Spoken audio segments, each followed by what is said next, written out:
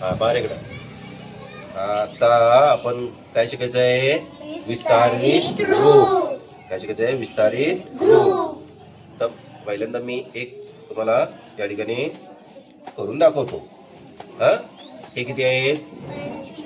किती आहेत? 25. हे 25 इथं असं ठेवले, 25 ची संख्या ठेवली. आता याच्यामध्ये बघा, हे किती आहे? 2 दशक 5 एकक. 2 दशकची किंमत किती येणार? किती येणार रे? 20. आता ही कार्ड ठेवले जे याच्यामध्ये 20 कुठे आहे बघायचं. हे बघा आता इथे 20. बरोबर आहे? हा, ह्या 2 दशकची किंमत आली 20. इथे ठेवले 20. बरोबर आहे?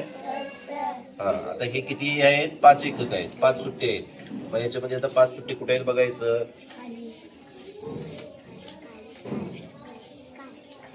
ठीक आहे, इथे आहेत बघा 5. 5 हे सुट्टे आहेत. मग इथं ठेवायचं. ही 25 संख्या आहे, त्याचं विस्तारित रूप हे या पद्धतीने होणार. बघा, 20 कसं वाचायचं? सॉरी 25 म्हणा. 25 बरोबर 20 अधिक 5. हे याची किंमत 20. या 2 दशकची किंमत 20 आणि हे सुट्टे 5 आणि हे मध्ये अधिक चिन्ह. अधिक चिन्ह का? तर हे दोन्ही मिळून सुद्धा काय होणार आहेत? 25 होणार आहे. 20च्या पुढे 5 मोजा. 20 21 22 23 24 25. म्हणजे हे 25 आणि हे सुद्धा 25 आहेत. पण हे कसे आहेत?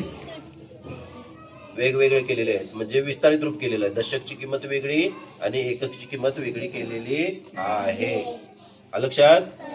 या पद्धतीने करायचं प्रत्येकानं नंबराप्रमाणे आणि आपल्या वहीमध्ये लिहायचं. ठीक आहे? करताय?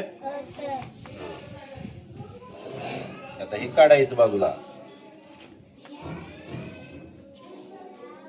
हा, ठीक आहे. बंद कर.